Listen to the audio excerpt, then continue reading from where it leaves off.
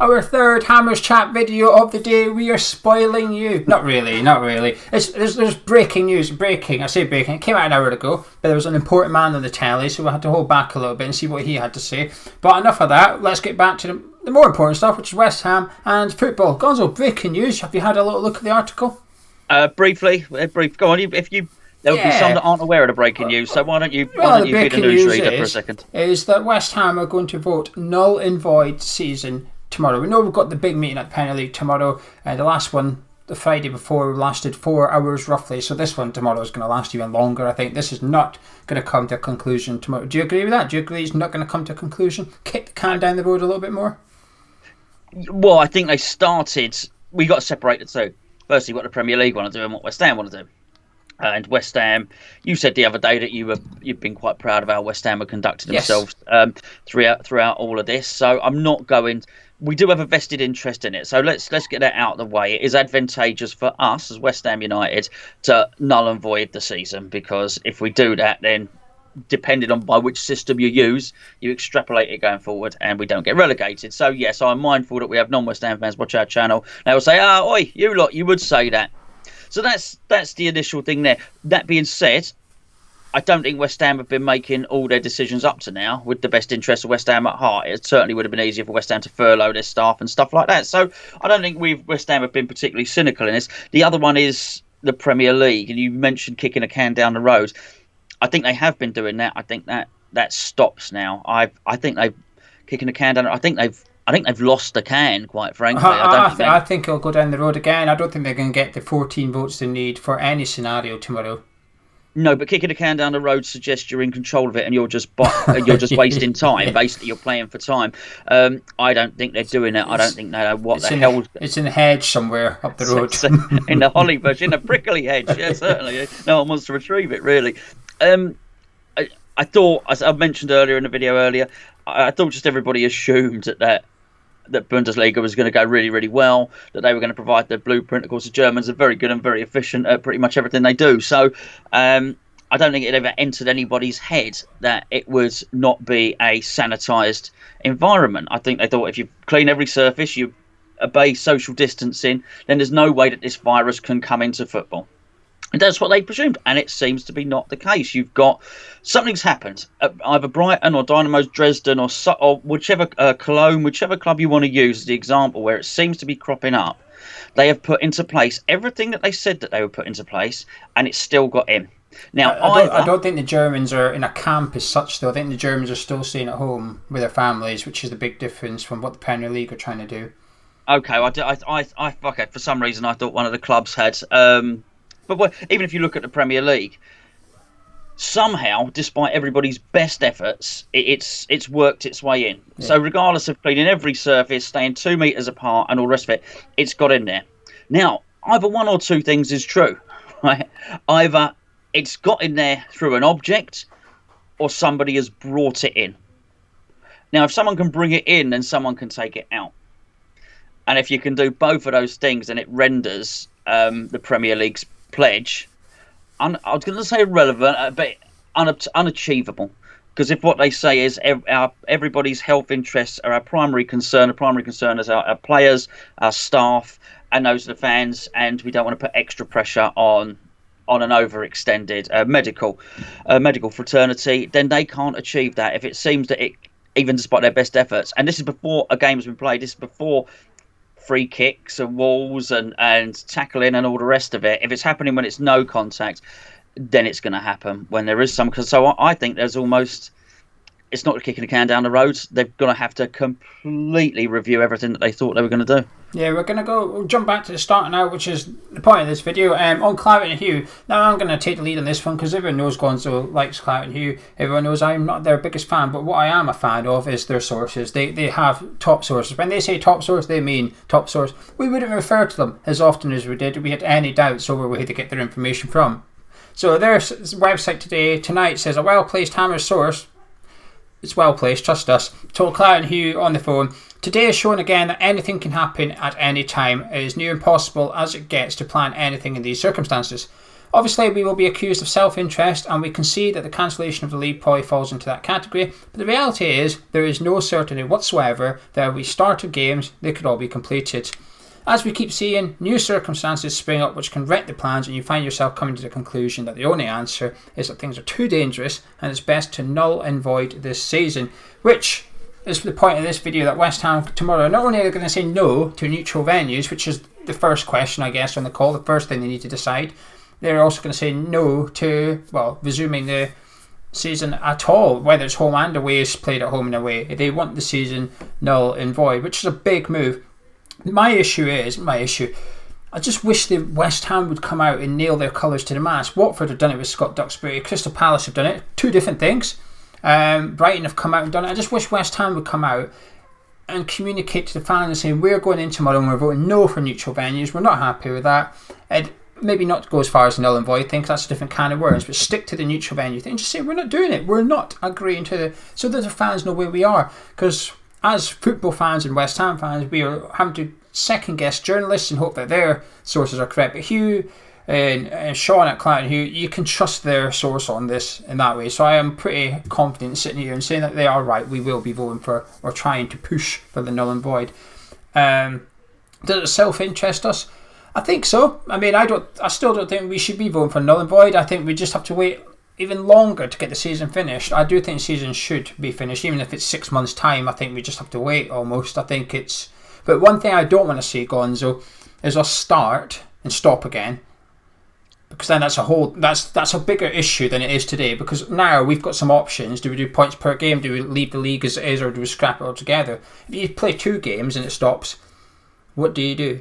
Do you finish the season after 2 games of non-proper Premier League, or do you go back to today's results and discard 180 minutes worth of football for every team? And by that means, Bournemouth could have come out of the relegation zone. West Ham could have slipped into the relegation. Obviously, we'll be saying, whoa, we can't go with this one because we had players missing because of a virus. You've got to go with the other one where we are sitting outside the relegation zone. So I think if you start again, you've got to see it through. And now that might mean a 3-month break in between match day 32 and match day 33, but I do think you have to play it out to match day 38. I mean, you're into a numbers game, as callous as it sounds, really, because what things happened in Germany and Brighton have showed us is that something is likely to happen. So what you said about not stopping, if you get into 14 days isolation, the way the Premier League want to do it, that could be 5 games that you miss. And not only that one club, so if you use Brighton as an example, it's not just Brighton, it's all their opponents as well. It has to then get closed down. Or what you're going to do, you're going to look to see who's fit and firing. Now, we looked when it initially happened at Cologne, where 3 people tested positive, and they said, we're going to go ahead. So it's really a numbers game here. So if Germany thinks that 3 players per club testing positive is enough, it's 2 players. 2 players. So, okay, but one 2 was players. A physio, which is worse because he's treating everyone. Sure. Yeah. Do you want to see a rub, mate? Oh, no, I think I'll leave it, thank you. Which is not something I'd normally say. But what you're doing is, okay, so 3 is unacceptable. 3 members of staff is acceptable, we carry on. So it's a numbers game. Would 30 be acceptable? I think everybody would say no. So the moment you've entered into a numbers game, personally, I think none is acceptable. I think as long as it can be done where nobody catches anything, I think you carry on. You crack on with it.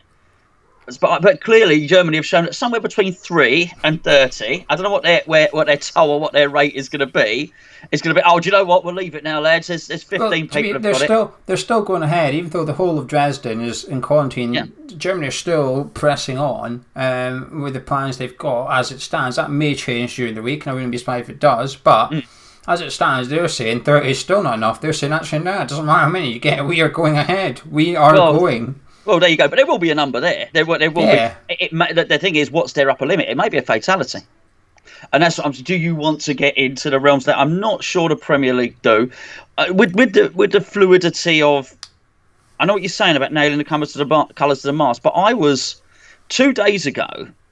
I thought, see, I changed my mind, right? I've changed it loads. Yeah, I just 2 days ago, I thought, actually, maybe there is. Yeah, you know what? Maybe there is something here. Maybe they can do it safely, and so on and so forth.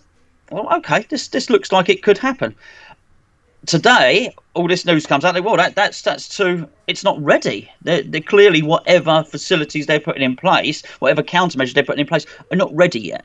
So today it was a no. So I can sort of understand it if the club are thinking that way. It's all very well to think, oh, well, the people running the club should be smarter than us, or wise than us. That ain't always the case. They're just, people. And to be fair, they are people we've accused of incompetence on many, many occasions. So why we're expecting them all to be Einstein now, I don't know. It may well be that a few days ago, the people at the club thought, yeah, I think we can get this back on track. Maybe today they've seen all the news.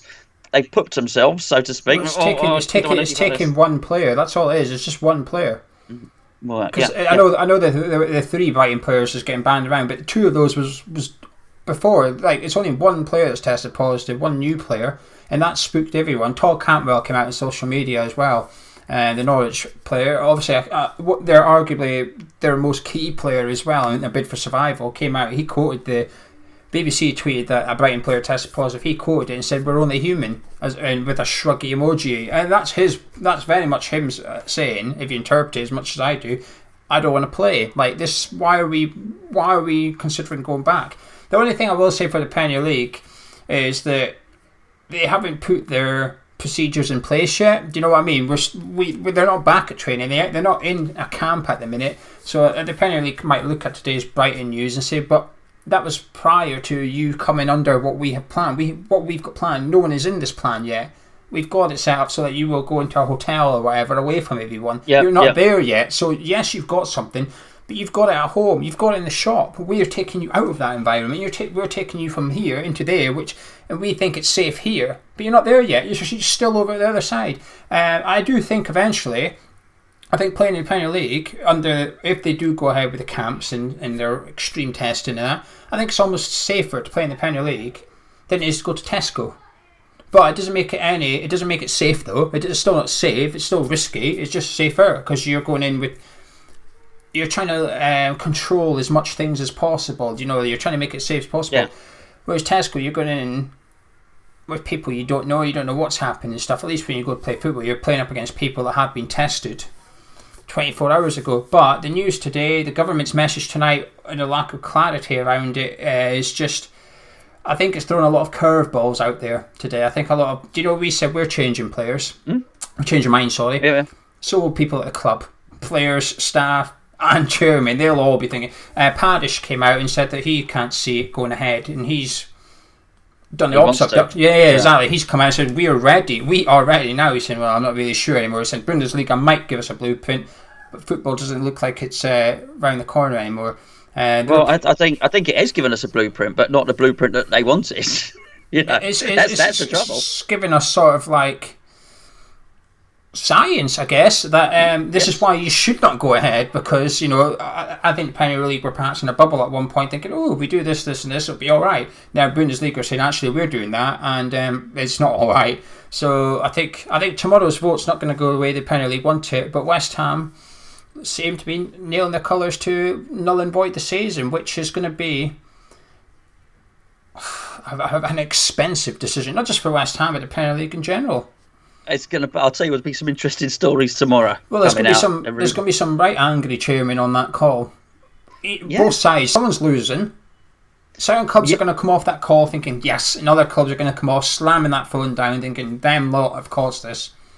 Yeah, absolutely. I mean, personally, I think any wise decision. You've all maybe didn't watch the news or anything. You've all seen the Prime Minister. You basically said everyone can go sunbathing on Wednesday.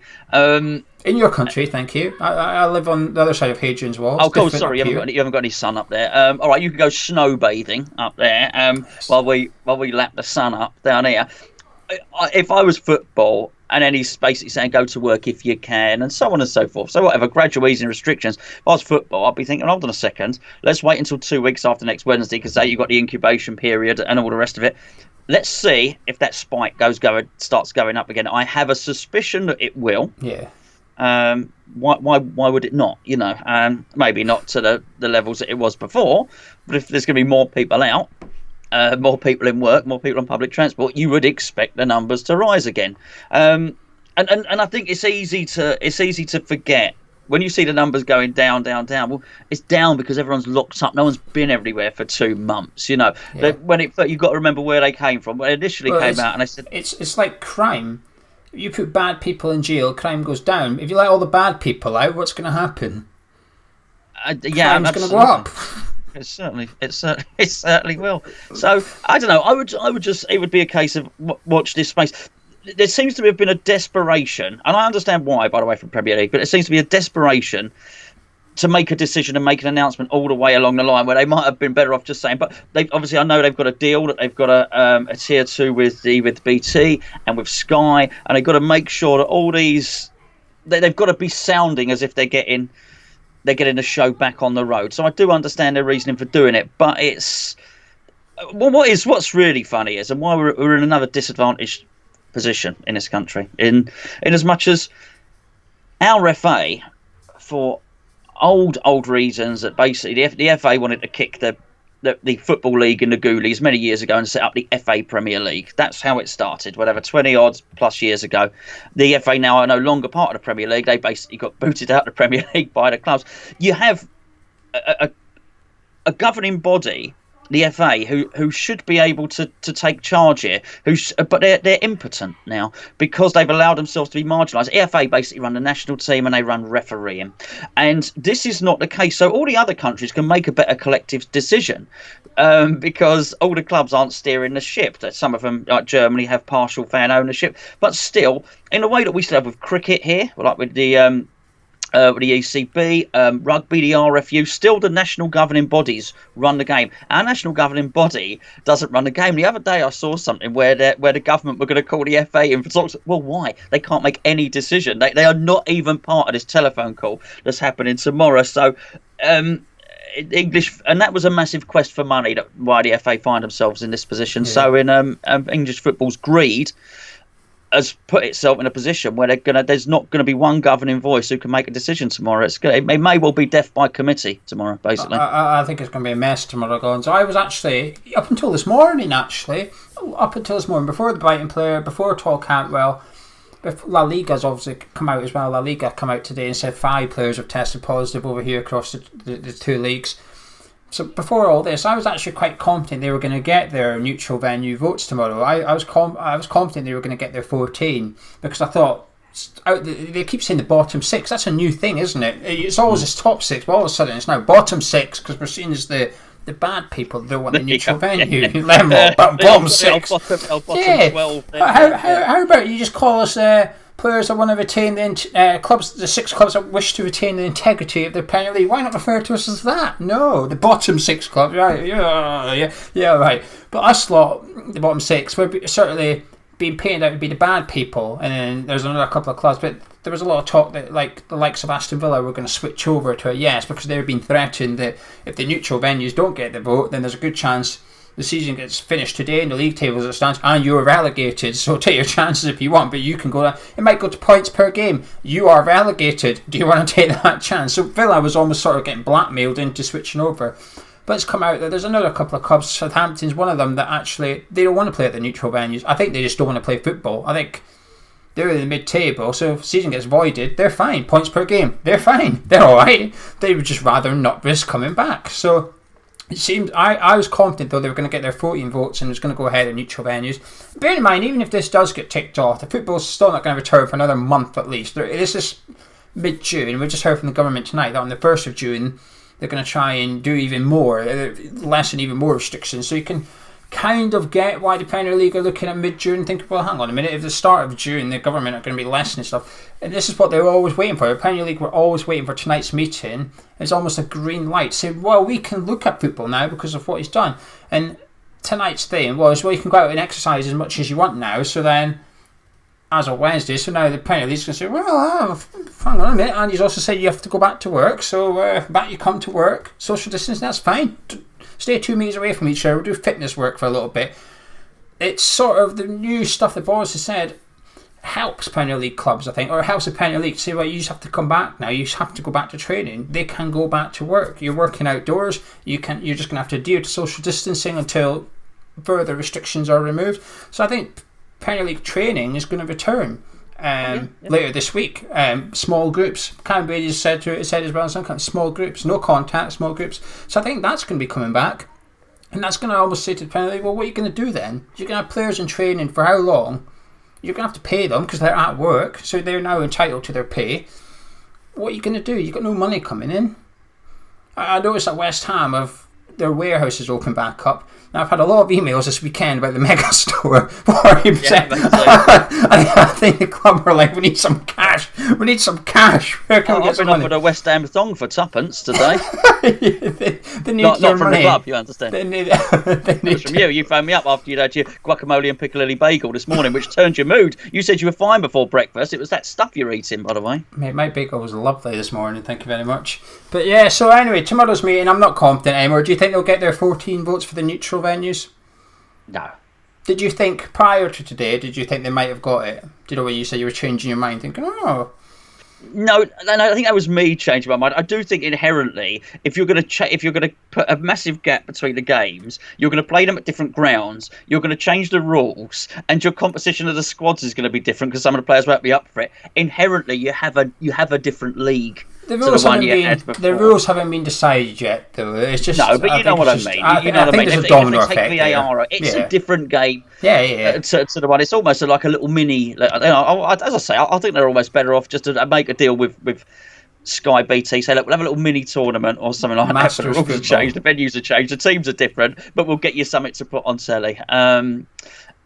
So I was never that confident, but it's just my opinion of it, of whether it was whether I was looking forward to it or not, and balancing it up against, because the thing is, you get lulled into it, you think things are getting a bit better. You think, hold on, you do it yourself, it's easy, because you want to get out yourself, no one wants to be stuck in here, everyone wants to get out and go back and go to the beach and do all this stuff, so you think, things are getting better, and maybe they can do it, and then it only takes a couple of things, both here, then on the telly, and then you speak to someone and I say, John's mum's got it and she's passed away, all this stuff. You go, oh, crikey.